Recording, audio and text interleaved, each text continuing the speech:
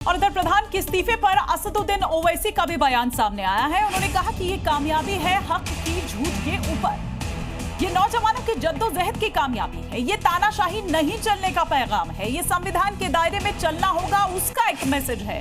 तो असदुद्दीन ओवैसी ने ये बयान दिया।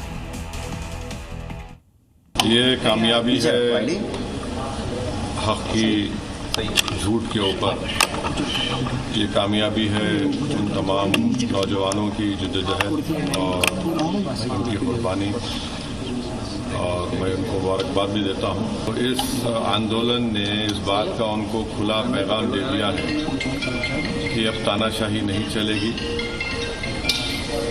लोकशाही अगर चलाना है तो संविधान के दायरे में जिसको बाबा साहब अम्बेडकर ने बनाया उसके तहत चलाना पड़ेगा। आखिरकार शिक्षा मंत्री धर्मेंद्र प्रधान ने अपने पद से इस्तीफा दे दिया है। पिछले 36 दिनों से सीजेपी जंतर मंतर इस्तीफे समेत दूसरी मांगों को लेकर धरना दे रहे थे। इसे लेकर 2 बार सरकार की सीजेपी से मुलाकात भी हो चुकी थी और आज तीसरे दौर की बातचीत होने वाली थी। लेकिन बातचीत से पहले ही धर्मेंद्र प्रधान के इस्तीफे की खबर आ गई। प्रधान ने इस्तीफा पीएम मोदी को भेजकर खुद के इस्तीफा देने का ऐलान किया, जिसमें उन्होंने लिखा कि पिछले 10 दिनों से वो दुखी थे, छात्रों को भ्रम के कुचक्र से बचाने के लिए इस्तीफा दे रहे हैं। साथ ही उन्होंने ये जिक्र किया कि जिम्मेदार पदों पर बैठे कुछ लोगों ने छात्रों को गुमराह किया। राष्ट्र सेवा को सर्वोपरि प्राथमिकता मानकर वो इस्तीफा देते हैं।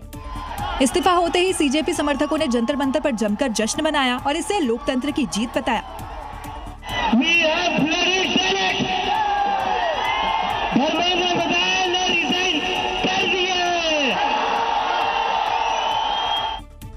रिजाइन के बाद धर्मेंद्र प्रधान ने अपना प्रोफाइल भी चेंज कर लिया है और अब नए शिक्षा मंत्री के नाम को लेकर कयास का दौर शुरू हो गया है।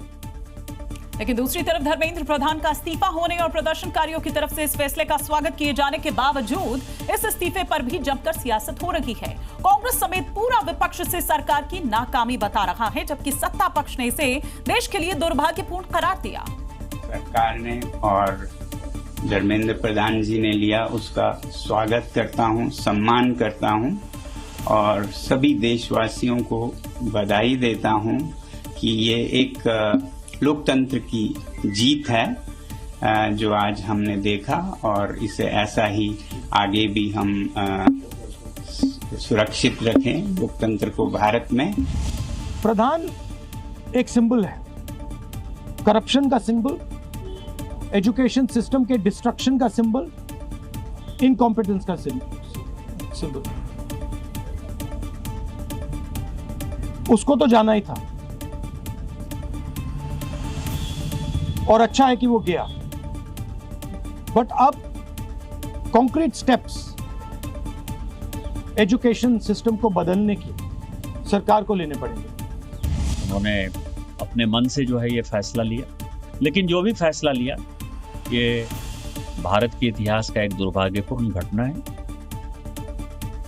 और इस तरह के जो भी जन आंदोलन होते हैं उसमें मेरा सभी अभिभावकों से करबद्ध प्रार्थना हो कि आप अपने बच्चे को आंदोलन में मत झोंकिए। लड़ाई सिर्फ सिंबल से नहीं थी, लड़ाई सिर्फ सिंबल से नहीं है, लड़ाई सिर्फ सिंबल से नहीं रहेगी। ये लड़ाई सिस्टम से थी, है और रहेगी। उस सिस्टम से जिस सिस्टम ने 21 जानों को लील लिया, a system which forced 21 people to commit suicide in few months. Dharmendra Pradhan जी जब से शिक्षा मंत्री बने थे तब से शिक्षा को लेकर उन्होंने बहुत अच्छा कार्य किया, लेकिन आज श्री धर्मेंद्र प्रधान जी विदेशी ताकतों का शिकार हो गए, ऐसा मैं समझता हूँ। धर्मेंद्र प्रधान जी ने अपना इस्तीफा भेज नहीं दिया है, देश के बच्चों ने, देश के छात्रों ने धर्मेंद्र प्रधान जी से इस्तीफा ले लिया है।